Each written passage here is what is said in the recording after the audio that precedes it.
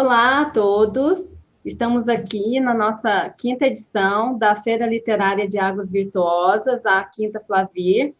Eu estou muito feliz que hoje nós estamos aqui para conversar com Ailton Krenak, professor, ambientalista, uma liderança indígena de enorme importância aqui no Brasil e no mundo todo, que dispensa, inclusive, apresentação. Muita gratidão, Ailton, por vir conversar conosco aqui na nossa feira literária, e é uma imensa alegria tê-lo aqui para debater temas tão importantes relacionados à nossa relação com a natureza, à nossa relação com a terra.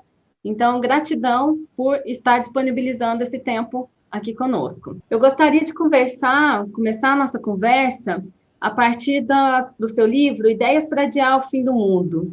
Nesse livro, Ailton, você aborda de uma forma muito interessante a forma de vida que foi adotada pela sociedade, pelos povos brancos, né, pelos homens brancos, que agora não pode mais chamar de brancos, tem que ser não indígenas. E essa relação desarmônica que nós acabamos adotar com a nossa mãe natureza. E, por outro lado, a relação dos povos indígenas com a natureza estabelece uma forma de vida muito mais harmônica, de pensar os elementos naturais, as pedras, as águas, as árvores, os rios, como se fossem pessoas da nossa família. E nesse livro, você também aborda que a nossa relação com a nossa memória ancestral, ela é extremamente importante para as nossas referências de identidade, e que é isso que nos livra de enlouquecer. Essa relação desarmônica que nós estabelecemos com a natureza, Ailton, de que forma que agora, nesse momento que nós estamos vivendo, um momento de catástrofe climática, de colapso ambiental, nós podemos pensar essa relação e a forma como ela impacta na sobrevivência humana? Bom dia a todos, bom dia a todos, todas, como dizem, e também sobre essa correção política da gente chamar agora os brancos de não indígenas, é uma coisa que tem a ver com a cultura, né, com esse ambiente cultural, que é o tema, inclusive, dessa primeira pergunta que você me dirige. Nós vivemos um tempo em que a maior parte das culturas, a maior parte das pessoas foram produzindo uma abstração sobre si mesmo, sobre a própria ideia da cultura, né? E como se a cultura fosse uma coisa imaterial. A cultura não tem relação com a chuva, com o sol, com a água, com a terra, com a comida, com a origem do que você come, com as relações que você estabelece entre as outras pessoas da sua mesma espécie, né? E as outras pessoas que não são da sua espécie. E algumas observações têm sido feitas ultimamente sobre o especismo humano. O que chamam de especismo humano é essa centralidade do ser humano não ver nada ao redor dele. Ele é cego. Ele olha e não vê nada. É assim que nós nos vemos também, que o ciclo da água, da floresta, dos rios e da própria temperatura, o clima mesmo, a temperatura nos lugares onde nós nos movemos, como que ele toca a nossa pele. Quando a gente se desloca na paisagem, a gente deveria ser capaz de experimentar as mudanças do microclima, do clima que está ao nosso redor. A gente foi ficando tão embrutecido, tão casca dura, que tem gente que, se mudar de 26 graus para 40 graus, essa pessoa não observa, não sente que está havendo uma mudança, até ele entrar em colapso. O que é grave é nós transferirmos essa alienação cultural para a nossa relação com a fonte da vida no planeta, com as fontes da vida no planeta, que são tantas. E que a água, ela é esse bem que estabelece a comunhão do planeta Terra, do organismo da Terra, com esses corpos, que nós nos identificamos tanto com ele, a ponto de a gente achar que a Terra existe para suprir o ser humano. O humano, ele é o privilegiado cliente da vida na Terra, e não entende que essa espécie humana, ela está causando uma desordem por onde passa, desde o clima, o microclima, até a paisagem perceptível, né, as montanhas, as florestas, e uma alteração tão grande na nossa paisagem que também denuncia uma alienação da nossa visão de mundo do que é a vida. As pessoas já se contentam, por exemplo, em viver num amontoado urbano, onde ele não consegue nem ver o rio. De repente, o rio está debaixo de uma laje. Já passou uma avenida em cima do rio. Ele não está vendo o rio. E essa alienação, ela causa doença.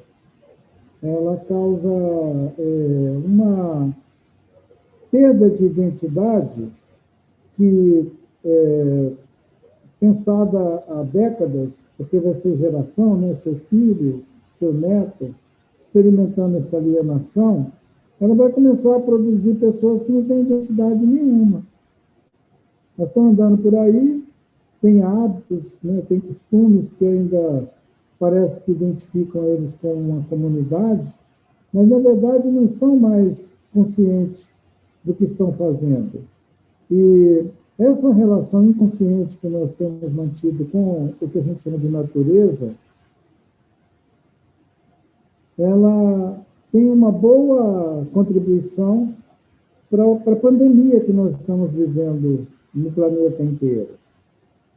Ela mostra que essa experiência de divórcio, de alienação do corpo físico, de todas as outras presenças essenciais que estão ao nosso redor e que dão sentido de maravilhamento à vida, essa nossa alienação, ela já é uma integração na perspectiva do que se chama necropolítica. Nós estamos sendo convencidos de que a gente pode continuar sendo uma humanidade vivendo uma experiência necropolítica, uma política de morte, onde 350 mil pessoas morrem ao seu redor e você continua impávido pedindo para abrir o shopping. Então, é um abismo. Aí você pergunta, nós somos mesmo uma humanidade? Que está na base da pergunta que você me fez sobre Déspode ao fim do mundo. E Déspode ao fim do mundo é uma pergunta sobre nós mesmos. Ele não é um manual, né? Não é um guia para a gente, um guia de sobrevivência. Ele é mais uma pergunta aberta para todos nós. Nós somos mesmo uma humanidade? E se nós somos, o que nós estamos fazendo com nós mesmos? Com o planeta ao nosso redor, com a vida ao nosso redor. Se tudo é natureza, o que é que nós estamos fazendo? Ailton, os Krenaks, eles vivem no Médio Rio Doce. Na cosmogonia Krenak, o Rio Doce ele é chamado de Uatu, que é o rio avô. Os Krenaks, então, eles são os Borum Uatu, não sei se fala desse jeito, que é o povo do rio. Aqui no circuito das águas, eu costumo dizer que nós somos povos das águas. Nós temos uma relação que, em termos antropológicos, pode ser enquadrado como uma relação de parentesco com as águas. As águas, elas são nossos parentes, e por isso, todas as vezes que elas são ofendidas ou são agredidas, nós nos sentimos no dever de levantarmos a nossa voz. A relação colonial aqui no Circuito das Águas apagou muito essas dimensões, que foi fortemente colonizada pelo imaginário das bandeiras. Os bandeirantes, eles vieram atrás das pedras preciosas e tropeçaram nas águas. e passaram a dar a essas águas o mesmo tratamento que era dado aos minérios. Por isso, as águas minerais elas são sujeitas a essa lógica exploratória e ao regime jurídico da mineração. No circuito, isso implicou na redução das águas a apenas uma ontologia dos povos da mercadoria, para falar mais uma vez com o nosso amigo Schopenhauer, com a invisibilização de todas essas outras ontologias da água que pensam na relação simbiótica, numa relação de parentesco e tudo mais.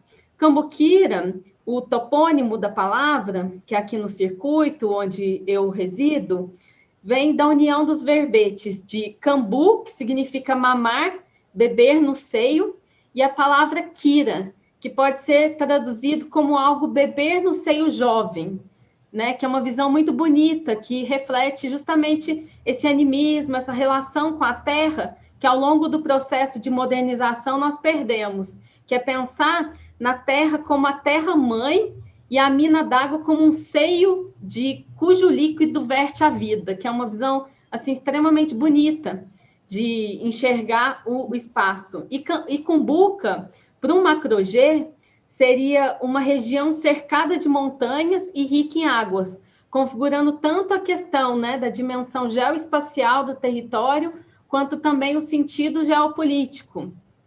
Dizem que o primeiro índio que encontrou Colombo, lá em 1492, fez uma péssima descoberta.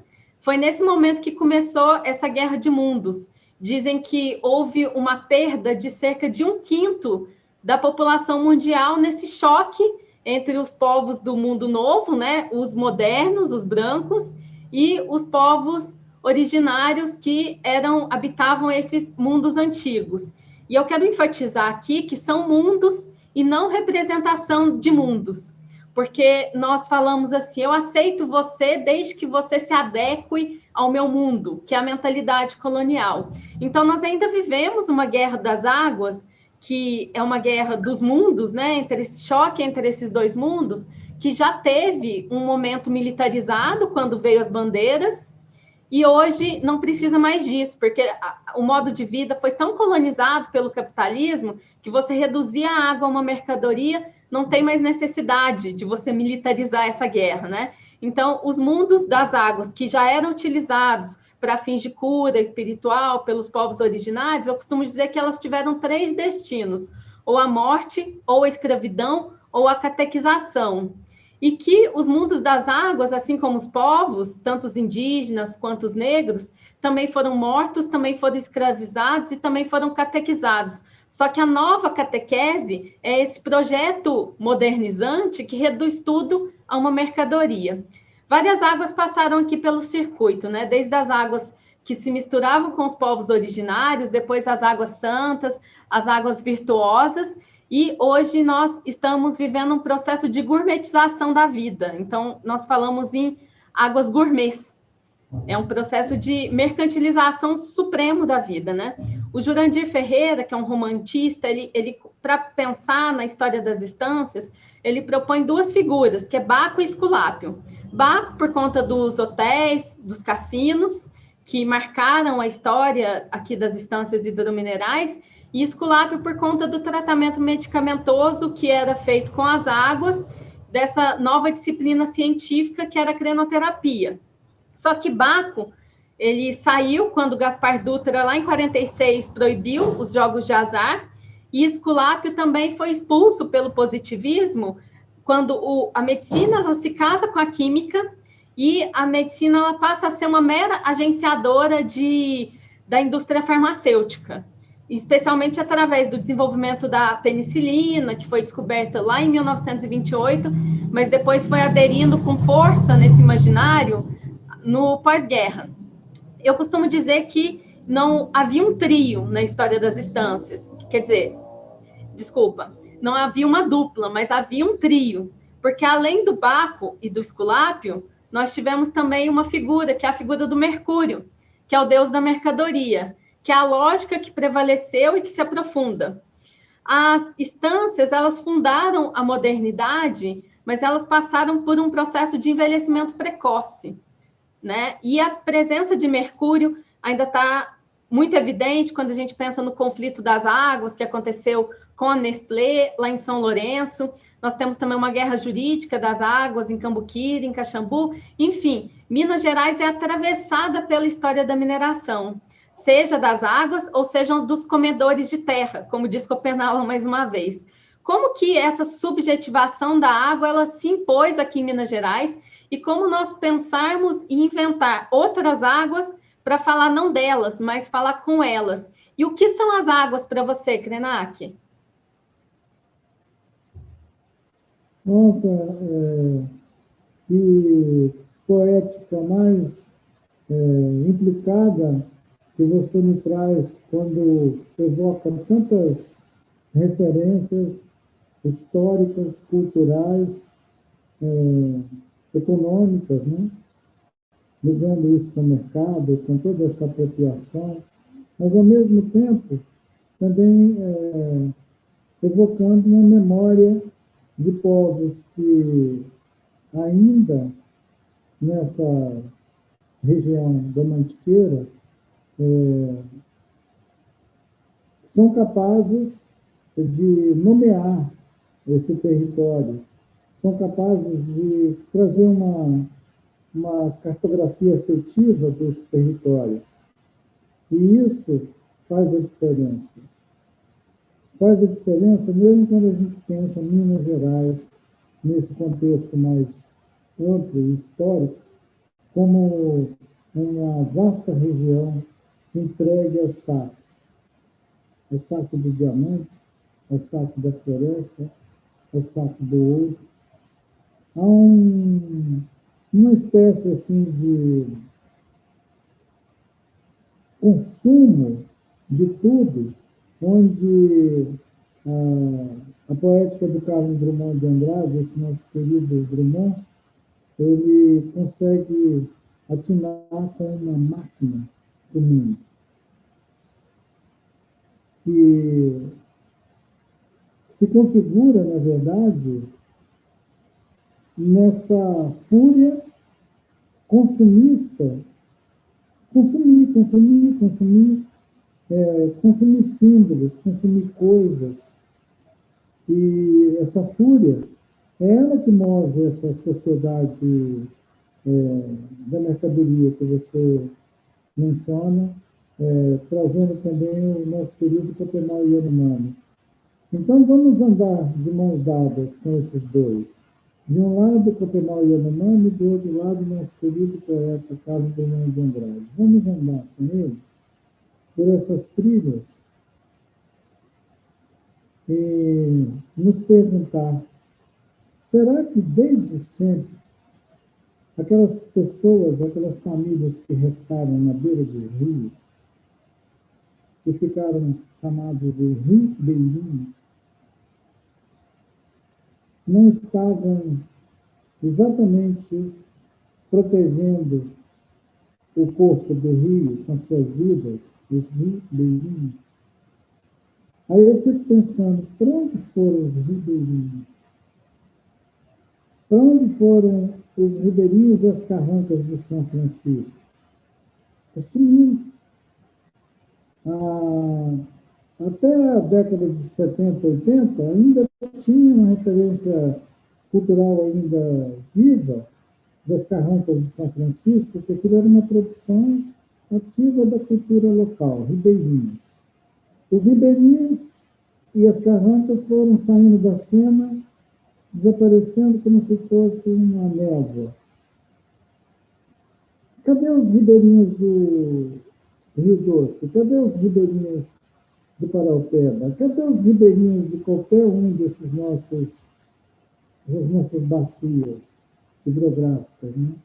Eu evoquei o São Francisco porque o São Francisco é esse rio que atravessa o Brasil e que, de uma maneira hipócrita, ele é celebrado pela literatura no Brasil.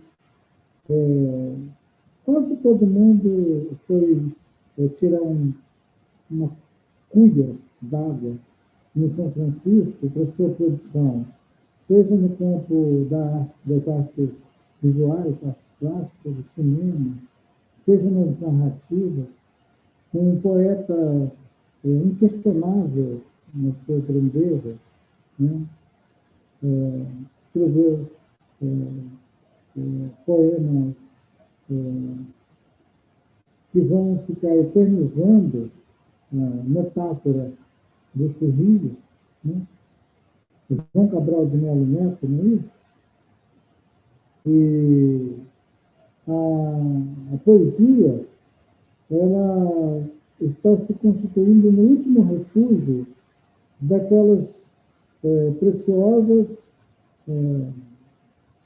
dádivas que a natureza nos proporcionou desde sempre.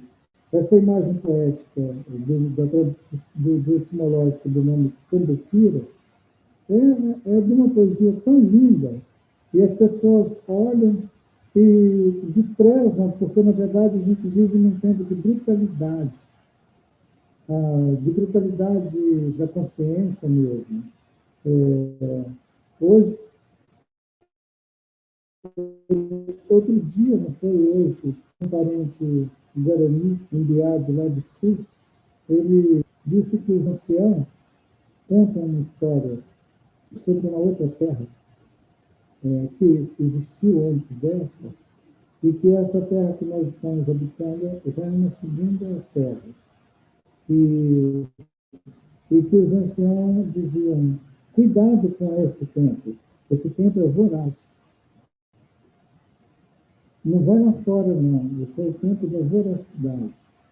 E isso não é sobre a pandemia, é de muito antes, que os Tiramói já avisavam que a gente vive um tempo no planeta todo, que é essa voracidade.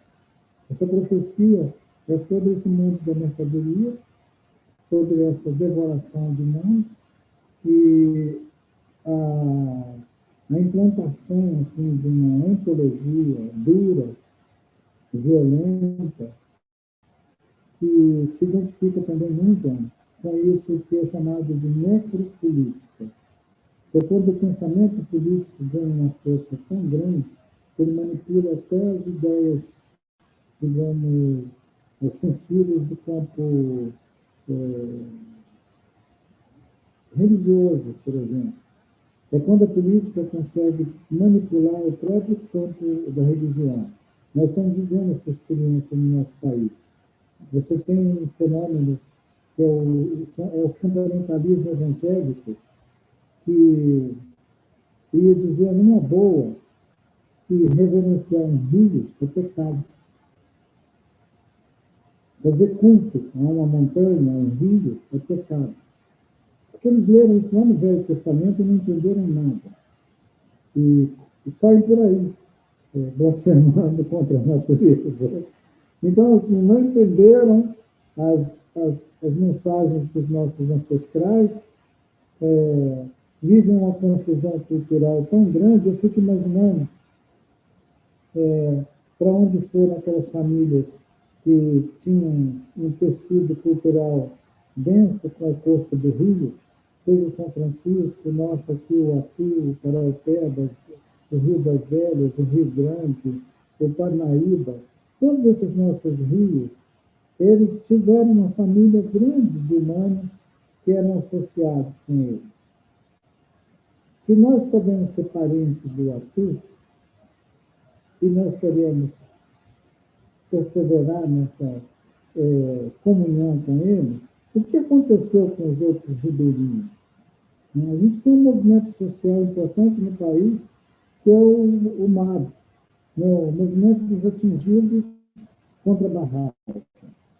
Eu fico olhando, será que o movimento dos atingidos por barragens, ele tem uma alma ribeirinha? Ou ele mobiliza as pessoas por compensação financeira contra a infraestrutura das hidrelétricas e a expropriação territorial? A gente poderia pensar se nós estamos celebrando a alma ribeirinha, no sentido das águas, ou se a gente está também se engajando no mundo da mercadoria. Às vezes eu vejo o debate, parece que o debate se distorciona todo para o campo da compensação financeira, ou reparação, Eu vejo muita gente falando em reparação, todo mundo reclama reparação. É justo. Mas se nós ficarmos só nisso, a gente vai cair na lógica de que tudo tem um preço. A gente pode matar um rio e depois pagar. É a história da gente aqui. Tem um caminhão passando aqui, a 100 metros da minha casa, tem um caminhão-pipa.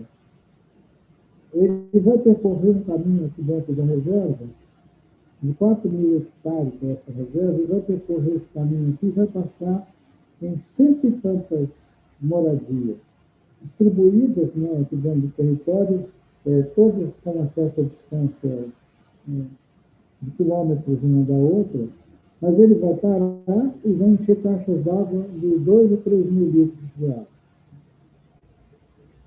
E vai embora. E amanhã ele volta de novo. Quando eu era pequeno, eu via isso acontecer no Nordeste, aquele negócio de açude, a seca do Nordeste, que hoje a gente sabe que isso foi uma construção social, né? O Nordeste tinha que ter uma miséria para produzir a realidade subalterna necessária para a vida política brasileira. O Nordeste foi produzido também por canudos, terra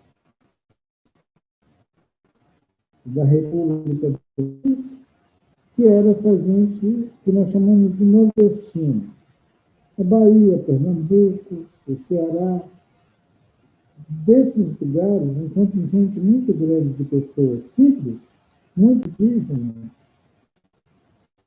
caboclos, chamados pelo conselheiro, e formaram aquela comunidade que, em último reduto, foi o lugar onde o exército brasileiro foi massacrar uma grande parte da população que formava o tal do povo brasileiro, mostrando mais uma vez de que nós sempre estivemos em guerra. Nunca tivemos paz, sempre estivemos em guerra. É que nem sempre a gente ouve o barulho do canhão. Ele é uma guerra silenciosa, como você mencionou. Ele escraviza, ele mutila e ele mata. Então, assim, os nossos rios, eles têm uma marca nas bacias hidrográficas, nos cortes dos rios, que reproduz essa violência que é feita contra nós mesmos, nossas cortas. Então, olhar a cultura ao nosso redor, olhar isso que a gente pensa que é a nossa cultura comum, compartilhada, cultura brasileira, deveria ser um olhar crítico. Para a gente não ficar naturalizando coisas que são extremamente negativas, como se elas fossem a nossa cultura. Gente, não é nossa cultura matar os rios. Isso é uma política. É uma política que tem nome. Né? Ela é um ecocídio. Eu fiquei muito feliz, Ana, não sei se você soube, mas lá na França, um movimento muito importante conseguiu tipificar o ecocídio como crime. Você teve notícia disso? Sim, sim. Muito importante mesmo, extremamente simbólico. E especialmente nesse momento que nós vivemos tantos etnocídios, ecocídios, os nossos leitos do rio sendo constantemente contaminados, e toda uma degradação desse modo de vida que se opera e se naturaliza, mas que representa uma política deliberada que é exercida, ao menos desde o período da colonização, né? Então, é bom ressaltar isso, é uma política deliberada. Porque senão tem gente que vai pensar que tem um problema ecológico. Ah, é um problema ecológico. Sabe aquele morro, onde tinha um monte de casinha que desbarrancou em cima das casinhas, e no final do ano a gente nem pôde ficar no Natal sossegado, porque tinha um monte de gente morta na beira do barranco? Gente, isso não é acidente ecológico. Isso é política criminosa que discrimina, que lá em Canudos matava um monte de gente, mas que aqui na Serra do Mar aproveita cada época de chuva para dizimar uma parte dessa população pobre. que poderia muito bem ser orientada sobre como habitar a Serra do Mar. Não. Os municípios, as prefeituras, elas são tão alienadas, elas estão tão de cara, enfiadas com a cara na gôndola do supermercado, que elas não veem a riqueza que nós temos ao nosso redor, seja na água, a água com suas diferentes qualidades e potencialidades para dar vida, seja no próprio chão, o solo arenoso, a terra, que é tratada com o maior desrespeito. Essa parte superficial da camada do solo, que chama de solo agrícola, ela deveria ser tratada por nós todos como um jardim. E não com essa brutalidade com que tratam o solo. Você se desloca por uma estrada e fica vendo a violência. Uma violência assim, que já ficou configurada como se fosse uma cultura rural, são esses morros cheios de pasto. Os morros cheios de pasto, com vacas sapateando em cima das nascentes. Elas socam tanto esse solo que 40, 50 anos depois, esses morros viram uma pedra. Ali não tem mais solo agriculturável nenhum. Já está pelado.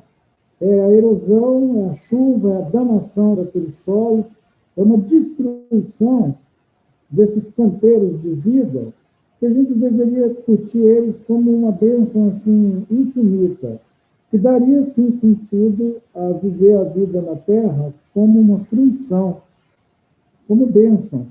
Às vezes, quando eu falo que a vida é uma dança cósmica, as pessoas falam assim, o Ailton fica pirando na poesia quando o mundo é tão duro. O mundo é duro porque a gente soca ele com patas de vaca. Perfeito. E a vida realmente, pensar nessa dimensão da vida, a raridade e o presente que é nós termos essa vida, essa multiplicidade, a conjugação de tantos fatores que nos permitiram estar aqui. Então, nós precisamos dançar e celebrar. E o que o necrofascismo faz, a necropolítica, eles não querem que nós sejamos felizes. Então, felicidade, nesse sentido, é um ato de resistência poética e política. E quando tudo quer matar, né, porque essa ânsia exploratória do capitalismo quer matar mundo, são comedores de mundos, essa maquinação do mundo, que você trouxe muito bem, que encontra na obra de Drummond, né, uma vivência poética e estética também, é justamente isso que eles fazem, é matar o mundo. Então, os indígenas, no modo de vida, por viver, por estar feliz, por saber celebrar essa vida, conjugar essa vida com a terra, se tornam inimigos.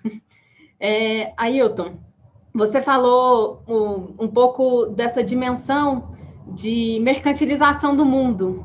Aí, continuando no nosso assunto de águas, não sei se você acompanhou isso, em 2016, a Wikileaks, ela vazou documentos que foram emitidos em 2009, com correspondências entre os governos, governo estadunidense e corporações do mercado de água. Tinha um documento da Nestlé que falava sobre a criação do mercado virtual para controle de água, que aconselhou o governo estadunidense com uma série de recomendações. Nesse documento, a Nestlé fala que o modelo de precificação ideal é o que existe no deserto de Omã. Não sei se você sabe, mas lá no deserto de Omã, a água ela é vendida por minutos de fluxo. Eu gosto muito de uma fala sua, que você diz que o governo ele manda nos economizar água, mas permite que Coca-Cola, Nestlé e outras corporações elas continuem superexplorando esse recurso. Isso me faz lembrar que existe uma educação ambiental, que é uma educação à la governo, que manda a gente fechar a água da torneira para economizar, e existe uma educação ambiental efetiva, que é aquela que vai nos ensinar que a água ela não nasce na torneira, ela não é mágica, né? Ela, apesar do capitalismo, como Stenger diz, é um processo de feitiçaria, não é um processo mágico. A água ela não nasce na garrafa, nem o leite na caixinha. Só que os governos nacionais, perto dessas megacorporações como Monsanto, Nestlé, Vale, Rio Tinto, elas se tornam meros agentes de polícia. Eles não praticam política, eles se tornam agentes de polícia dessas grandes corporações. E em tempos assim de catástrofe climática, quando nós não temos mais tempo, como não sucumbir? Como que a gente pode aprender a habitar essas ruínas, estabelecer reconexões e abandonar esses sonhos megalômanos que a modernidade nos trouxe?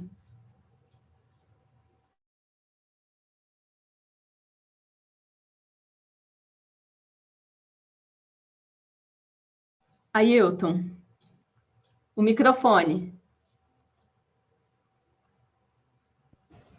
Seria bom, Ana, observar essa mobilização das corporações para finalmente capturar a água. Vamos imaginar o espírito da água vagando sobre a superfície da Terra, na forma de rios voadores, na forma benéfica de neve, de névoa, de neblina, e também de uma presença magnífica nos oceanos, água, nas geleiras, água. O que o capitalismo faz quando ele olha tudo isso? A máquina registradora do capitalismo pira. Nós vamos deixar tudo isso disponível como bem comum. Isso não pode ser bem comum. Pode não. A gente tem que se apropriar disso. A gente tem que criar um controle sobre isso. A gente tem que criar uma política para isso. Uma polícia para isso. Porque para você contar o fluxo por minuto que uma fonte pode estabelecer, pode fluir, você vai usar um mecanismo hidrômetro, uma coisa que vai medir o volume de água que você está extraindo e precificar. É como se você estivesse criando uma equação para justificar o roubo. O capitalismo ele tem uma esperteza que é o seguinte, ele busca sempre dar um aspecto de seriedade, de objetividade ao roubo. Legalismo. Ele faz isso. E o CEO da Bosch, um austríaco, deve ser um nazista, aquela cara de nazista dele, ele disse que a urgência em precificar a água é que esse mecanismo pode operar como educativo, porque os pobres só sabem se conter diante da necessidade do dinheiro, de compra, que os pobres seriam capazes de ser educados pelo impedimento do acesso à água. Quer dizer, ele está pensando que seres humanos seria igual a alguns animais que eles utilizam em laboratório para fazer pesquisa. Eles já fizeram isso nos campos de concentração também. Os nazistas austríacos eles têm muita experiência nisso, de fazer teste com animais e humanos para ver a resistência dele. E esse sujeito, esse CEO da Nestlé, da Bosch, esses executivos nórdicos, eles acham que eles podem tratar o resto da humanidade configurado como uma sub-humanidade. É mais ou menos o seguinte, vamos limitar a vida deles, o acesso deles a 10 litros de água por dia. Se muitos deles se morrer tipo metade da população do planeta, a gente vai aumentar para 40 litros. Se continuar morrendo muito, a gente vai fazer um cálculo, quem sabe a gente calcula que seja 100 litros. Mas mais do que isso, não. Os estados nacionais vão imprimir políticas internas que vão estabelecer que ninguém pode ir numa nascente pegar água de graça. Não pode ter coleta de água de graça. Eles pensam esse tipo de coisa. Isso que vazou, que o Wikileaks vazou sobre o que eles conversam secretamente, é a cara do tipo de governança global que nós temos hoje. A novidade nesse ambiente todo é que a mudança climática está deixando essa gente um pouco, sim, insegura sobre seus cálculos de longo prazo, porque, pela primeira vez, eles também estão correndo o risco de não ter o controle, né, desse esquema todo, que inclui os mercados, mas que supõe consumidores. A pandemia veio baratinar essa ideia de que eles têm uma vasta humanidade de boca aberta para o consumo, como diz o Pepe Mujica. O Mujica diz que o mundo não quer cidadãos, o mundo quer consumidores. E que o cliente é o sujeito mais adorado, adulado no mundo pelas corporações. Se a gente pensar que esse cliente somos todos nós, a Nestlé, a Bosch, esses pilantras todos da Monsanto, eles olham para a gente como quem chega num galinheiro, né, com milho na mão, chega na muralha do galinheiro e joga para ver o sucesso que a canjiquinha está fazendo. Esse negócio de botar preço na água é uma tendência que já vem desde a Eco 92. Isso não nasceu agora. Desde a Eco 92, em 95, a Coca-Cola tentou se apropriar de todas as nascentes de água potável da Bolívia. Houve uma tentativa da Coca-Cola virar dona da água, de toda a água da Bolívia. Quando o Evo Morales... Água de chuva, né, Ailton? Hã? Inclusive da água de chuva. Toda a água. Aí, quando o Evo Morales mobilizou a população, levantou a população contra esse papo e decidiu que a água não pode ser uma commodity, não pode virar mercadoria, fechou o tempo contra eles, eles foram conspirar para derrubar o governo da Bolívia, você acredita? Tipo, você não deixa, não? A gente vai dar um jeito de te tirar daí.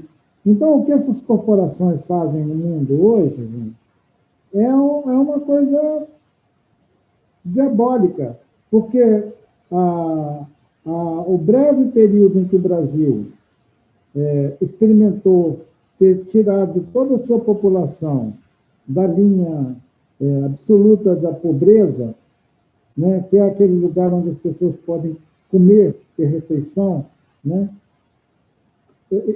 comer e poder dormir, acordar no outro dia e poder comer de novo. Isso seria a condição mínima para que a pessoa vivesse as condições chamadas condições humanas, né? As condições de humanidade. Que ele tenha a segurança alimentar, pelo menos. Não é isso? Pois bem, o Brasil experimentou isso durante uns breves 10 anos. O capitalismo global olhou e falou, como é que nós vamos deixar aquela periferia do mundo viver sem pânico? Dá um choque neles aí. E o grande choque que eles deram aqui foi exatamente a disputa pelo pré-sal. A maioria das pessoas não fala mais nisso. É como se o pré-sal tivesse sido só um sonho de verão. Acabou. Já foi. Não, não já foi, não.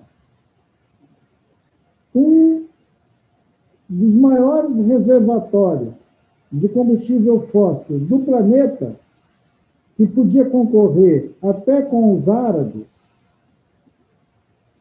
ele virou objeto de uma disputa tão violenta que as petroleiras que operam lá no Oriente Médio vieram tudo para o Brasil, a Exxon e todas as outras, grandonas, e começaram a disputar e fazer lobby dentro do Congresso, comprar deputado, e comprar senador, e comprar todo mundo. E não se esqueçam que o Zé Serra era ministro na época, e ele virou lobista das petroleiras, era senador e virou lobista, e botou projetos no Congresso, e garantiu que o pré-sal não seria um bem exclusivo da nação brasileira, queria ser compartilhado com o mercado de combustíveis do planeta. E houve um leilão e as estrangeiras entraram e, de propósito, elas trincaram a reserva, o lote onde eles estavam explorando. De propósito, eles criaram uma trinca nele. Aquela trinca fez um vazamento de óleo bruto na nossa plataforma marítima. Quer dizer, eles vieram contaminar, seria como alguém invadiu o aquífero Guarani de maldade, só para danar com ele, para fazer com que tenha menos oferta de água com aquela qualidade no mundo. O capitalismo, gente, quando chamam ele de necro, não é brincadeira, não. É porque ele é capaz de matar, ele extinguir um bem comum para que o resto seja tão raro que só alguns possam comprar. Isso está sendo representado pelas corridas espaciais agora. As corridas espaciais é a configuração daquilo que tem sido chamado de supremacismo. Os supremacistas, eles estão arrumando um jeito de botar uma colônia fora do planeta Terra. Porque são supremacistas. Da mesma maneira que o cara da Nestlé quer ser dono da água da Bolívia, quer ser dono do aquífero Guarani. Você não mencionou, mas uma das coisas que aconteceu no último Fórum Mundial da Água aqui no Brasil é que ele foi patrocinado por essas corporações. E eles patrocinaram o fórum porque eles queriam botar em discussão a possibilidade de comprar o aquífero Guarani do Brasil. E o Temer estava botando para negociar. E eu acho que ele continua sendo um lobista desses caras e está andando aí com carinha de quem escapou da cadeia, mas ele é lobista desses caras. E essa gente é isso. É isso que nós temos como liderança política no nosso país. E são cínicos, né, e ainda são cínicos, patrocinar um evento pretensamente discutindo água, financiado todo pelo lobismo das empresas de engarrafamento. É um cinismo, assim, Você não mencionou o fato, por exemplo, de que o Brasil seja a sede da Ambev. Sim. A Ambev produz cerveja para a América Latina inteira. A gente exporta água e não paga nada. É verdade. Olha que sacanagem. Água vira cerveja. Cerveja é água. Aquele litro de garrafa se chama água. Esses caras se apropriam dele e fica essa propaganda escandalosa. No verão parece que todo mundo enlouquece para jogar água fora no Brasil na forma de cerveja. E é uma moda, então é uma cultura. Então, quer dizer, é uma cultura bem assim, miserável, né? Uma cultura predatória. É verdade. Água é direito, é bem viver, não é mercadoria, né? O mercado não é bem viver. O mercado ele não se anima com a privatização da água. A discussão que estava tendo agora recentemente com o marco do saneamento, atualização, o mercado vai se animar com a privatização da água. O mercado é uma ficção perigosa que é fantasiada de modernização, de universalização. e isso traz uma lógica extremamente nefasta, especialmente com os mais pobres, que pagarão contas mais caras e terão que decidir se vão comer ou beber água, como aconteceu no Rio de Janeiro, em janeiro do ano de 2020, com a crise do abastecimento hídrico, do SEDAI. E tem gente que não acredita em Gaia, não acredita na Terra, mas acredita no capitalismo. E eu gosto de pensar a modernidade, Ailton, como essa ideologia antropológica de desenraizamento. A maior invenção moderna é a própria humanidade, que nesse processo civilizatório, nessa máquina modernizante, vai literalmente triturando mundos. E aí está o núcleo do pensamento colonial. Como eu disse, hoje alguns não acreditam que a Terra é viva, na hipótese Gaia, que ganhou uma seriedade científica no debate contemporâneo, mas insistem em acreditar nesse mercado, com M maiúsculo. E os povos tradicionais, eles valorizam muito a memória, que os povos brancos, os povos da mercadoria, são povos sem memória e que pensam que não têm ancestralidade. Enfim, a matriz colonial do poder, ela está no coração do desenvolvimento do capitalismo, e o pensamento originário sempre tentando, o colonialismo sempre tentando submeter o pensamento colonial. A ideia da natureza, por exemplo, essa natureza monolítica, ela remete a justamente esse padrão antropocêntrico, modernizante, que constrói outro mundo a partir da destruição da natureza.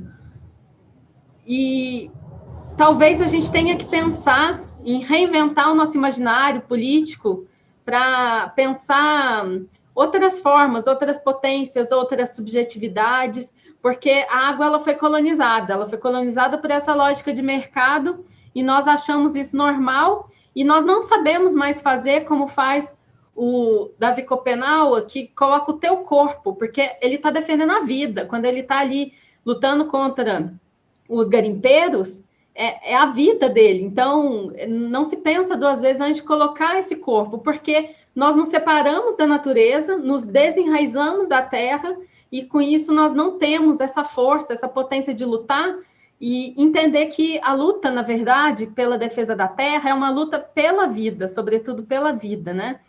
A necropolítica, como você bem colocou, Ailton, ela faz viver, né, cria essas ficções como o mercado e, ao mesmo tempo, deixa morrer. O futuro comum, ele, brincando também com o título do seu livro, O Amanhã Não Está à Venda, né? O futuro ele é transformado, em tempos da mercantilização da vida, em novas oportunidades de lucro. E isso é uma coisa muito complicada. Aqui no Brasil, dizem que, diferentemente da Europa, nós não tivemos a figura do trabalhador, a figura do proletário livre. Aqui foi um capitalismo sem proletário, que se ergueu justamente por esse sistema genocida que tem que subordinar os indígenas, os negros e os pobres. A luta da América Latina é uma luta contra essa mentalidade extrativista, que é uma luta que é anticolonial, é pela defesa do território, pela defesa da soberania e pela defesa dos povos. Como que você acha, Ailton, que essa história particular da América Latina, com pensamento originário, pode fomentar novas imaginações poéticas e filosóficas e pode inventar, inclusive, novas formas de organização política? Eu vejo muita potência na América Latina, justamente pela configuração dessa luta anticolonial, desde que nós saibamos ver, né?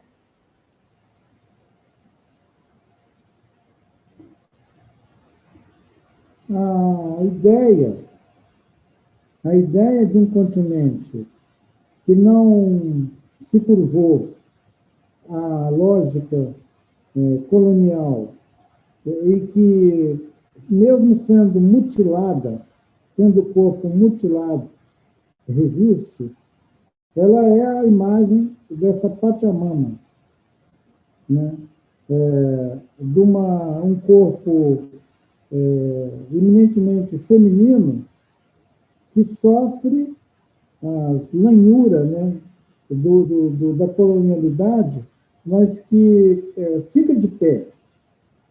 Ele tem uma expressão na vida real de muitas mulheres, de vários povos, desse continente que se ergueram e que fizeram suas vozes ser escutadas e convocaram seus filhos à batalha, né?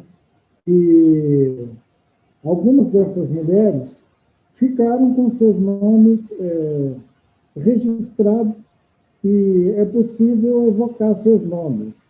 Mas a grande multidão delas foram anônimas e foram elas que ensinaram seus filhos a manter a língua, a continuar falando quechua, falando aimara, falando guarani, falando krenak, falando chavante, falando yanomami, falando puri também, porque eu vejo os parentes agora cantando e nomeando lugares na língua puri.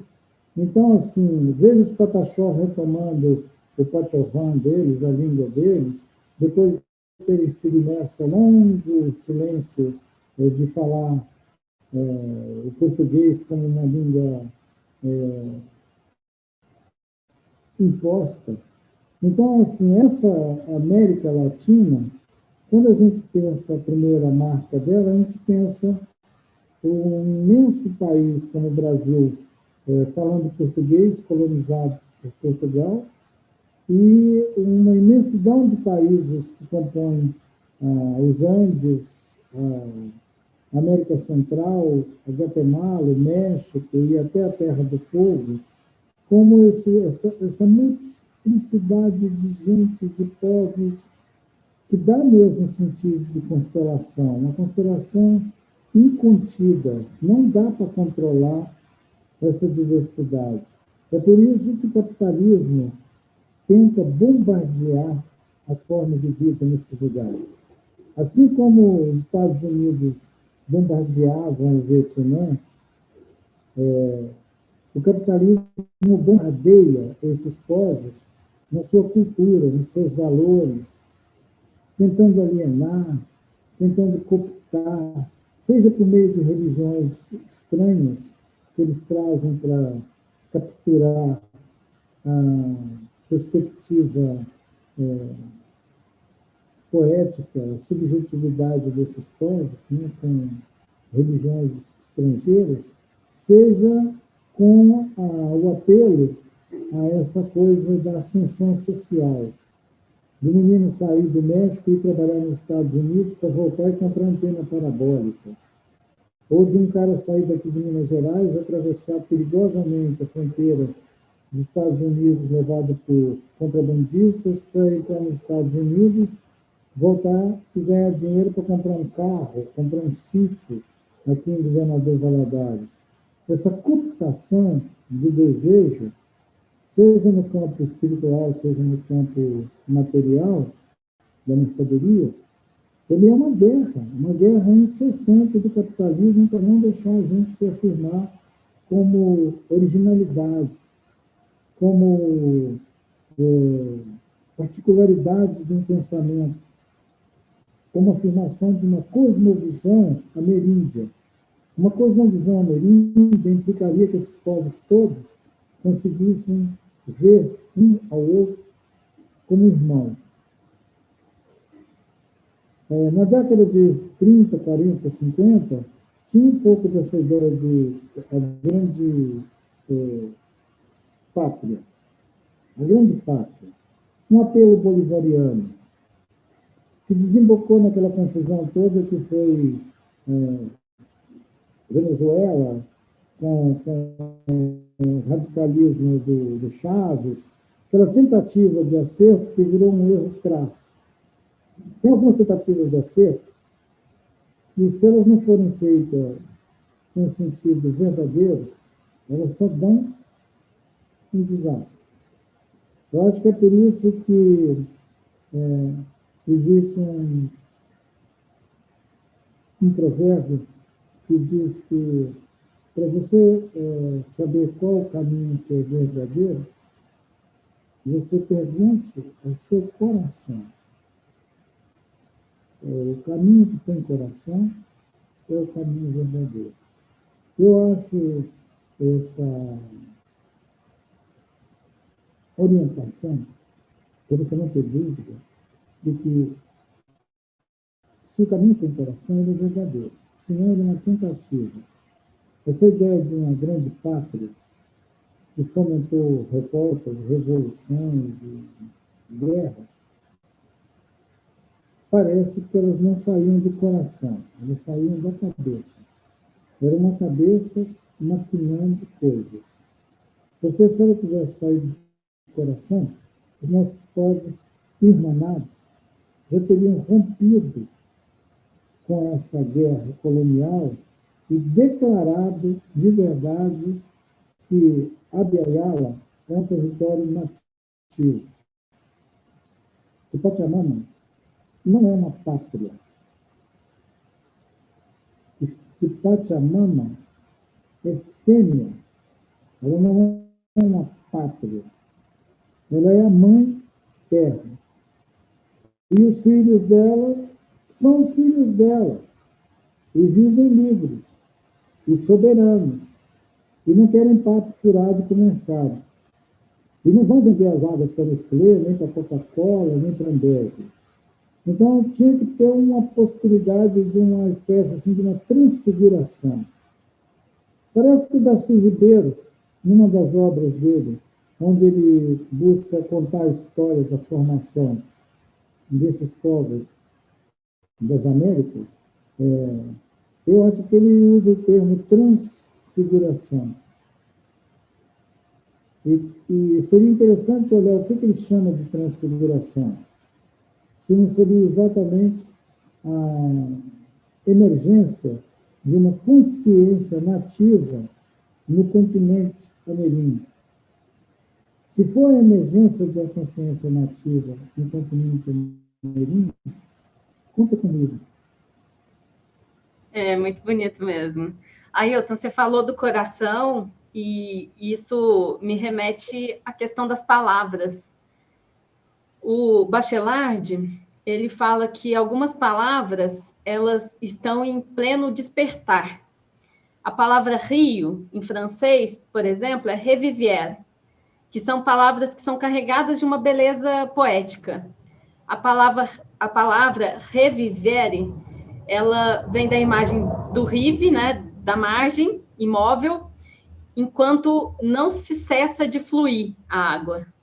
Na língua japonesa, nós temos uma coisa parecida, que quando nós falamos em vender água, vender mais água se equivale a blasfêmia. Já está inserido aí dentro da própria língua, dentro da própria palavra, que vender água é uma blasfêmia, porque a água é bem essencial à vida. No idioma Krenak, você se recorda, Ailton, de alguma sutileza dessa linguagem no tratamento dos bens da natureza que você possa compartilhar conosco? A água é Mian. Mian. Mian. Mian é o fluxo da vida. Mian. Fluxo de vida. Mian. Fluxo de vida. Quando ela cai do céu, ela é Mian Epã. A água caindo do céu, a água cai do céu, Minha Epã. Quando ela corre nas lajes, ela é Minha Teió, ela em movimento, água em movimento. Então, esse Minha Teió, a gente canta para ele porque ele é remédio. Ô Minha Teió, ô Minha Teió, rei, rei, tacrucrehé, rei, rei, tacrucrehé. O minha teió, re, tacrucrehé, re, tacrucrehé. O minha girum, re, minha girum, re, minha girum. O minha teió, re, tacrucrehé, re, tacrucrehé. Então, assim, é invocando o espírito da água, que é sempre movimento. Ele só existe em movimento. E é a fruição da vida mesmo. Ailton, falando sobre a palavra, e belíssima sua canção, fiquei emocionada aqui ouvindo. eu queria falar sobre a memória. Tem uma fala sua que marcou muito o meu processo de escrita, que é quando você diz assim: a memória é o que vai autorizar você a narrar uma história sobre o mundo que você vive. É a memória que vai autorizar você a ter uma narrativa sobre o mundo.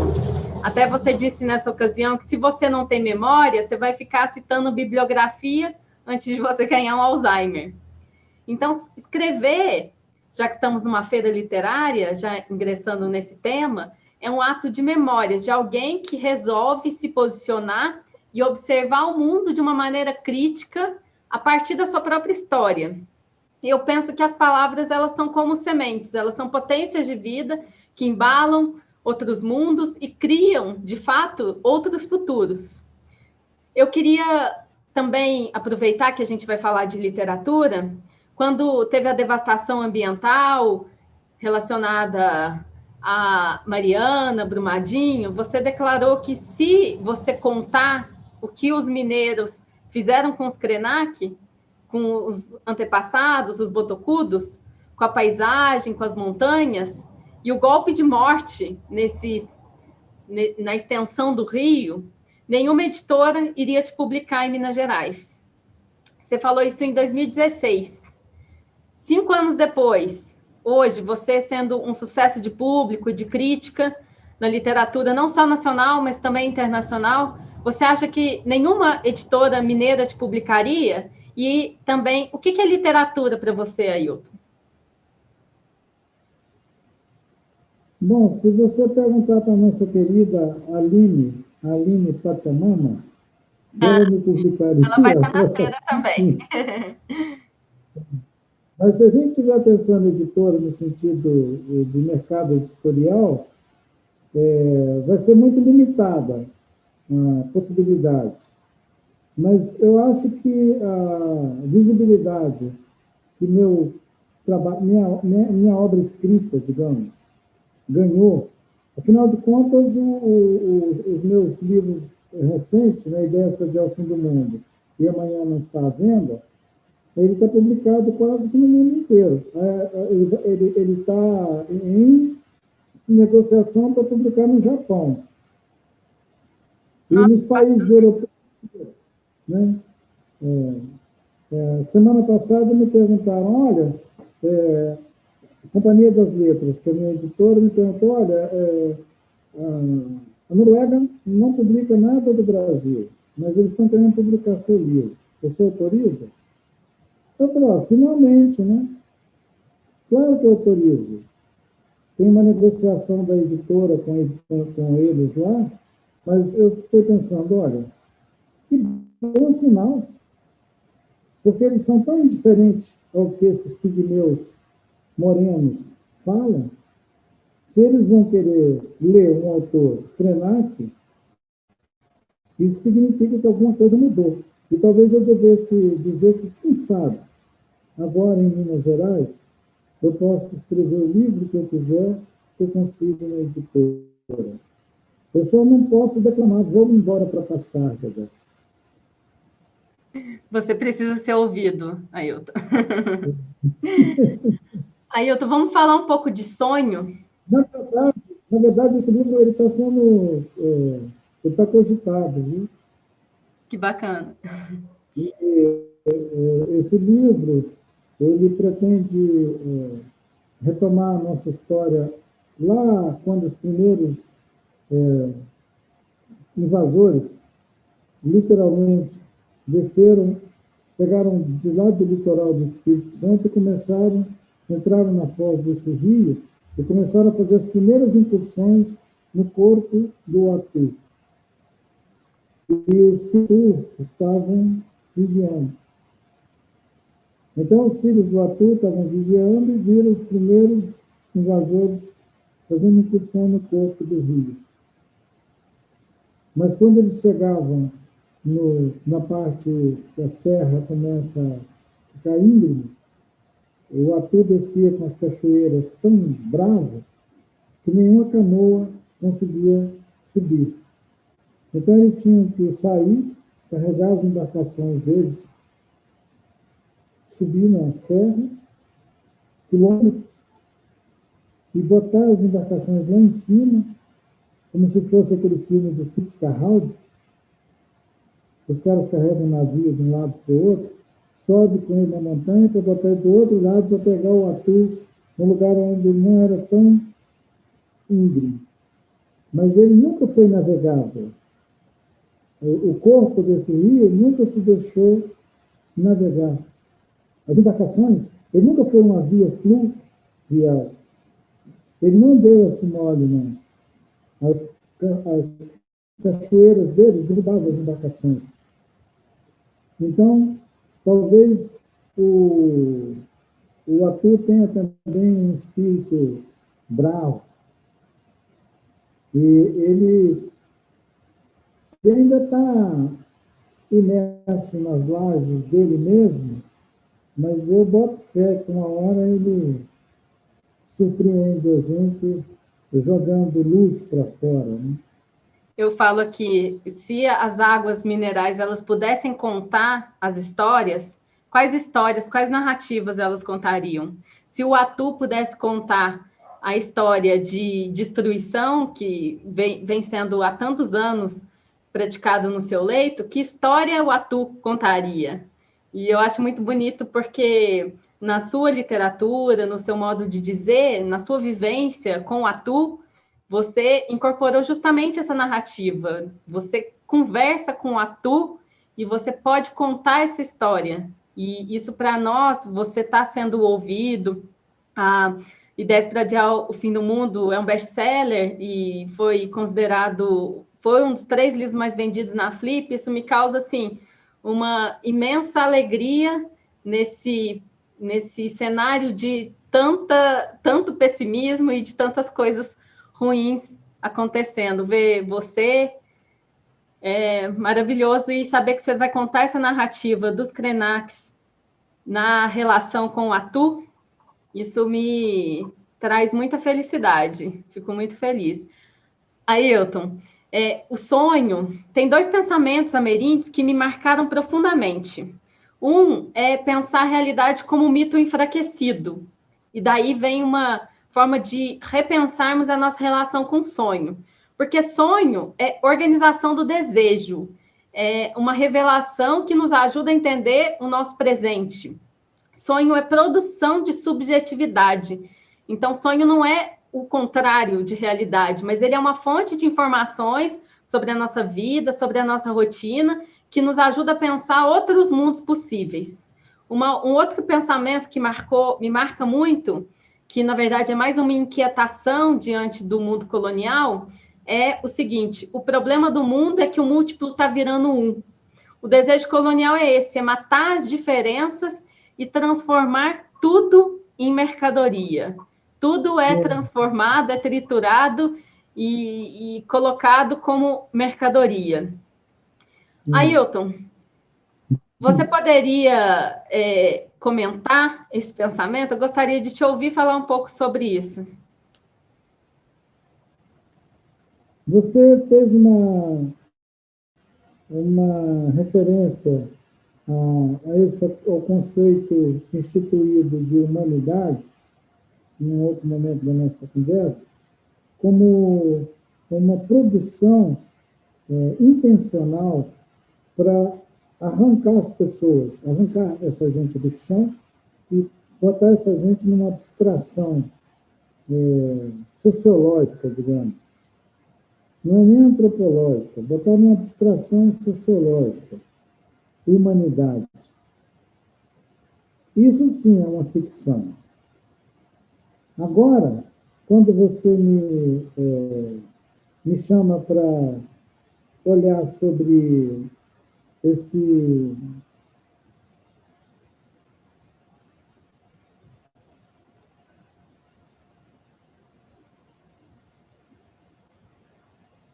sentido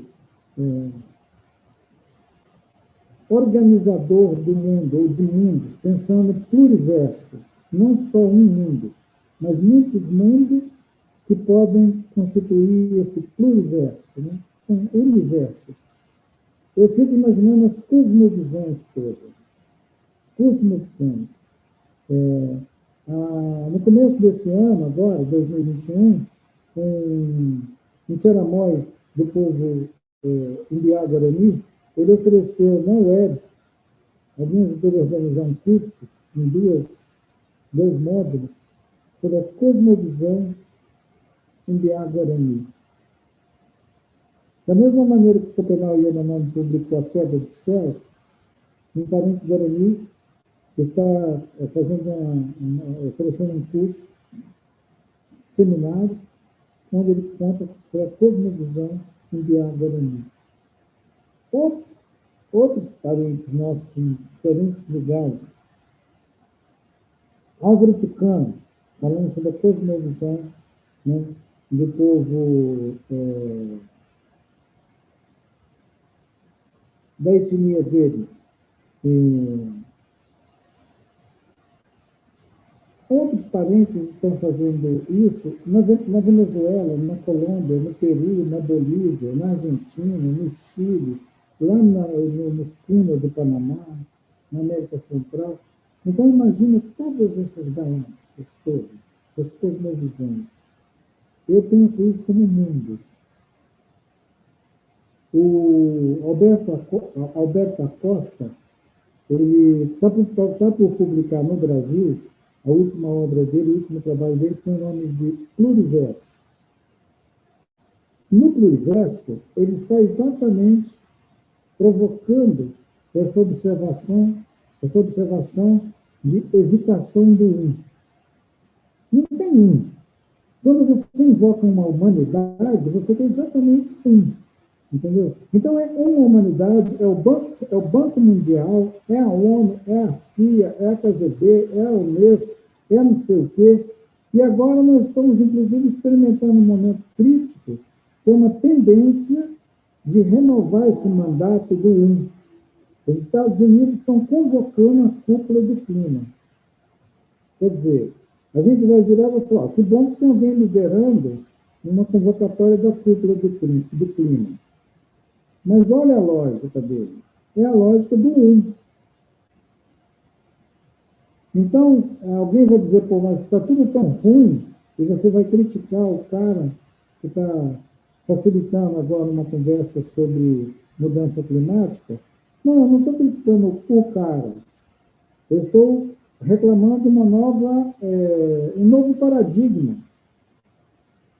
A gente precisa de um novo paradigma.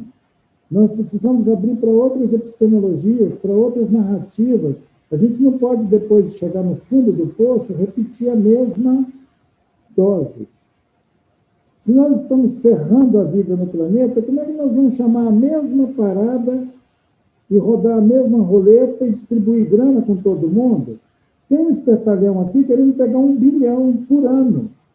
Só para trocar o óculos do ministro do Meio Ambiente. O óculos dele deve ser caro. Então, assim, eu não aguento tanta hipocrisia no momento em que todo mundo precisava de ter mais calma, e que a gente precisava ter mais cuidado com a nossa pegada, com a nossa pisada no chão. Né? E, de novo, querem convocar o um. Assim como a gente já se constituiu nesse imenso mercado global, que é muito vantajoso ter um, né? É muito vantajoso, dá para você botar todo mundo na mesma conta. E um desprezo profundo pelas diferentes perspectivas que esses vários povos podem contribuir, como se estivesse montando uma cesta de alimentos saudáveis, e de flores e tudo, e você jogasse aquela cesta fora e fosse na gôndola pegar um biscoito.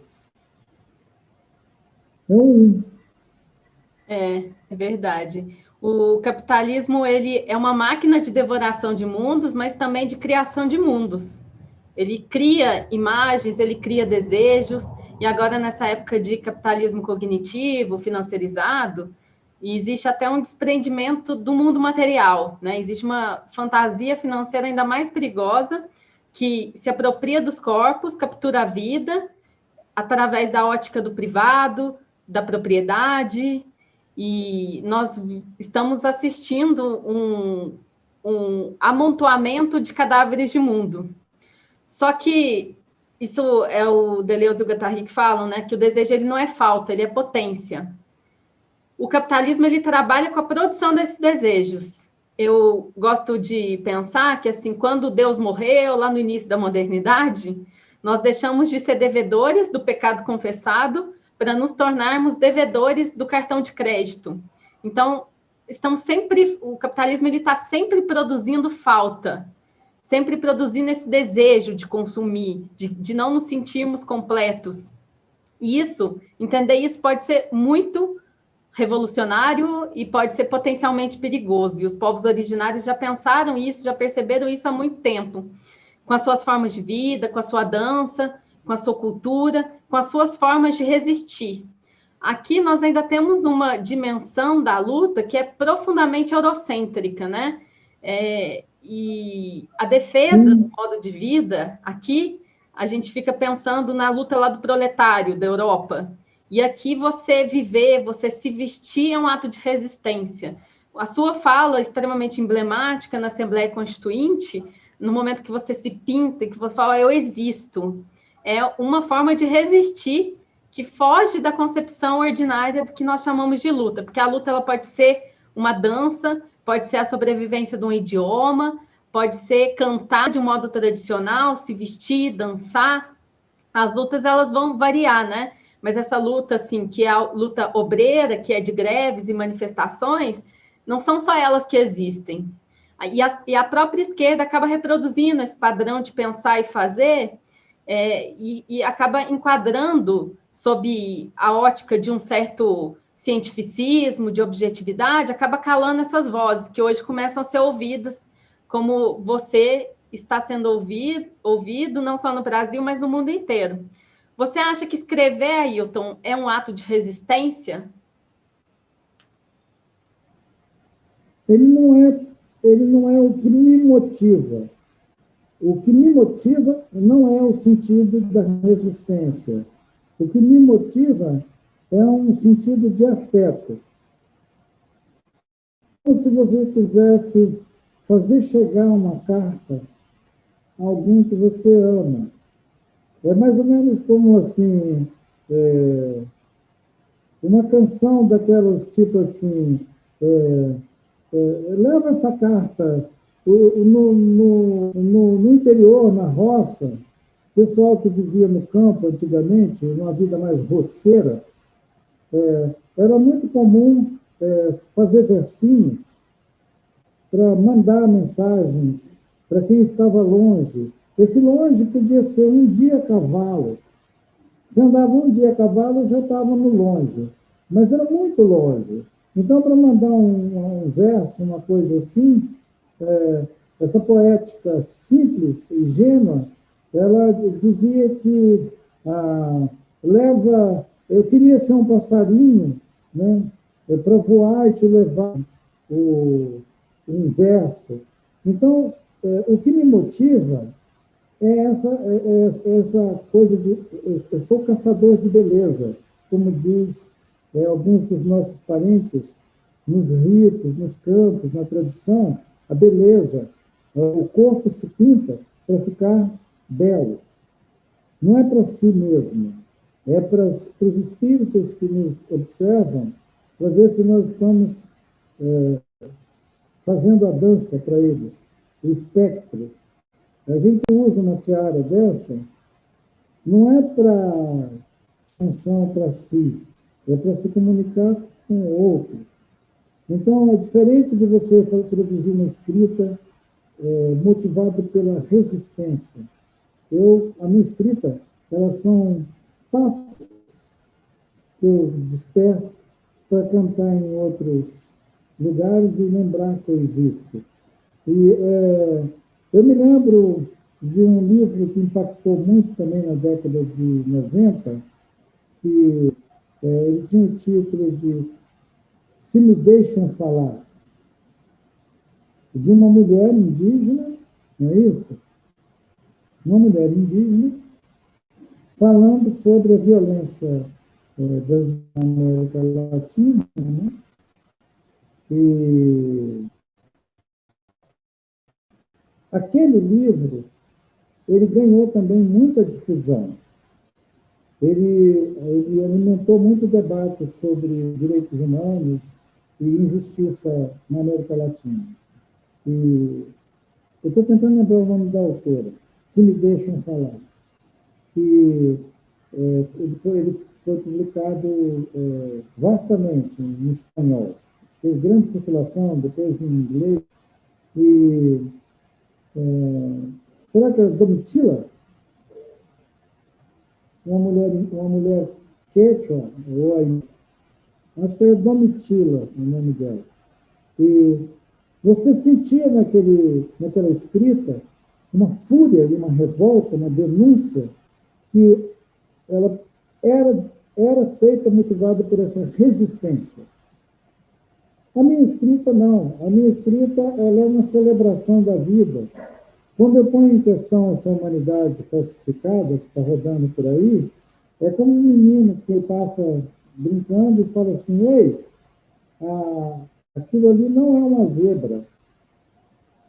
Aquilo ali é um jegue pintado com faixas preto e branco. Ótimo. Ailton, tem uma frase que é muito famosa que fala assim: é mais fácil imaginar o fim do mundo do que o fim do capitalismo. Porque o capitalismo ele trabalha com a absolutização do seu modelo, né? Ele é epocal, ele não existiu sempre, já existiram outros modos de vida e continua existindo dentro dele. Mas ele dá essa impressão de que não existe alternativas, né? Ele tem esse dom de retirar da margem e trazer para o centro, de transformar o disruptivo em novas formas de mercantilização. Isso é o que você chama do mito de sustentabilidade, né? Que essa capacidade do capitalismo de se reinventar, de se adaptar com as suas malhas finas, reinventar suas formas, seus modos de existência, podemos chamar assim. A Stengers, ela fala também num trecho muito interessante do livro No Tempo das Catástrofes, ela fala que a gente não deve confiar no capitalismo verde. Ela fala que é cometer o mesmo erro que o sapo da fábula que aceita carregar o escorpião até a outra margem do rio. Quando o sapo vai lá conversar com o escorpião fala assim, se eu te aferroar, eu vou matar nós dois. Não tem lógica. O sapo, pois é, realmente. Se ele me aferroar, nós dois vamos embora. É o que o escorpião argumenta. Só que o escorpião, ele aferroa bem no meio da água. E no último suspiro, o sapo pergunta, mas por quê? O escorpião, quando estava afundando, fala, é da minha natureza, eu não posso evitar. E é da natureza do capitalismo, Stengers lembra, explorar essas oportunidades e transformar tudo em lucro. Ele não pode evitar. E se o fim do mundo ele é mesmo inevitável, e eu gostaria que a gente pensasse no fim do mundo como o fim do mundo desse modo de organização de mundo, que não é um mundo, são vários mundos, como você bem trouxe aí ao falar dos pluriversos. Vamos pensar, então, o fim do mundo como esse processo disruptivo de acabar com o mundo tal como a modernidade ela pensou, ou seja, nessa ânsia exploratória, nessa ânsia essa ganância, né, que cria mundos ao mesmo tempo em que devora. E isso é muito interessante para a gente pensar. Ailton, quando eu te escuto, já que a gente falou de Guerra das Águas, de Guerra dos Mundos, eu lembro de uma historinha que o Levi-Strauss ele traz num livro chamado Raça e História, que ele fala que os espanhóis eles mandaram um inquérito de pessoas, de padres, teólogos, para verificar se os índios tinham alma ou não. E os indígenas, eles matavam os espanhóis para ver se o corpo apodrecia. Eles perguntavam, será que eles são gente? Será que o corpo é de verdade ou eles são espíritos? E essa guerra de mundo, os humanos, né, esses humanos que o Latour fala, que são humano com H maiúsculo, que jamais foram modernos, eles já perderam essa guerra, só que não se deram conta disso. Nós estamos em guerra, uma guerra de mundos, e quando a gente pensa em guerra, a gente tem que pensar na lógica da diplomacia. E eu te vejo, Ailton, como alguém que é um diplomata que nos ensina, após o final dessa guerra, em que os humanos já perderam, a habitar outros mundos possíveis. Você é esse diplomata que chega no fim da guerra e que nos ensina que outros mundos são possíveis e que talvez o grande exercício da humanidade seja esse exercício de desumanização, de nos tornarmos pedra, de nos tornarmos bicho, coisas, plantas, água. E aqui no Circuito das Águas, aqui a Flavia ela busca pensar, nós estamos nesse exercício constante de ser água. Da água, a água ela é apresentada para as criancinhas, desde que elas entram na escolinha, como algo que é inodoro, incolor, insípido. Isso é coisa da mentalidade liberal. As águas aqui, elas possuem significâncias, significados, possuem vozes, cheiros, sabores, cores e eu diria que até humores. Então, eu queria te pedir, fazer um pedido final aqui para o nosso final de conversa. Eu gostaria que você cantasse uma canção ou trouxesse uma mensagem, Krenak, para as águas minerais do circuito. E eu queria te agradecer por você semear essas potências, semear esses encontros e nos propor outros mundos, mostrar que outros futuros são possíveis. Muito obrigada, Ailton.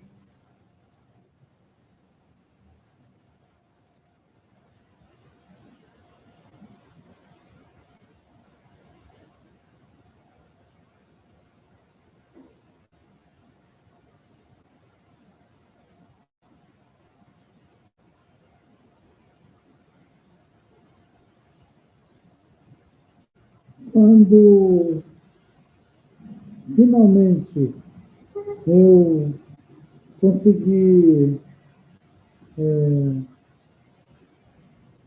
ler em mim mesmo que a água que está presente no meu corpo, ela está presente em tudo, na nuvem que passa no céu,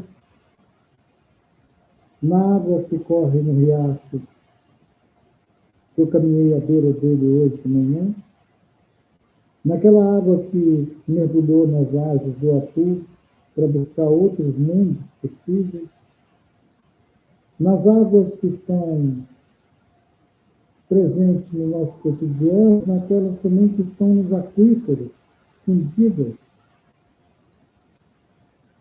produzindo vida para a gente, mesmo que a gente não esteja vendo o corpo d'água. Lembrar as pessoas que a água está em tudo e já esteve em tudo desde o começo. É maravilhoso os cientistas constatarem que o volume de água que nós temos hoje no planeta é igual o que tínhamos quando essa vida na Terra surgiu. Isso dá um conforto tão grande, porque dá uma ideia de plenitude.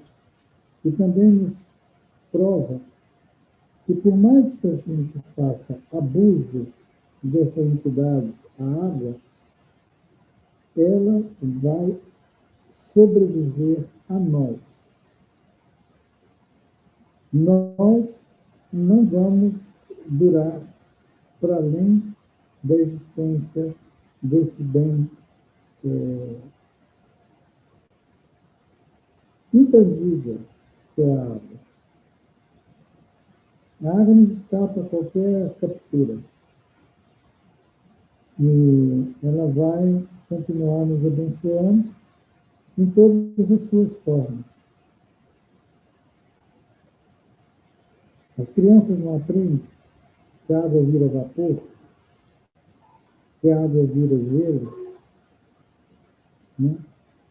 As crianças ficam admiradas quando são pequenininhas e escutam dizer que a água existe nas suas formas líquida, sólida e gasosa.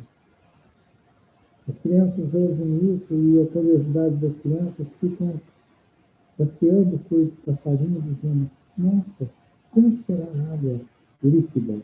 E a água vapor. Aí eles vão lá fazer a experiência de botar uma panela no fogo e ver a água virar vapor. Olha a água vapor, olha a água vapor. E iniciação científica. Mas a gente precisa convidar as crianças para uma iniciação amorosa com a água.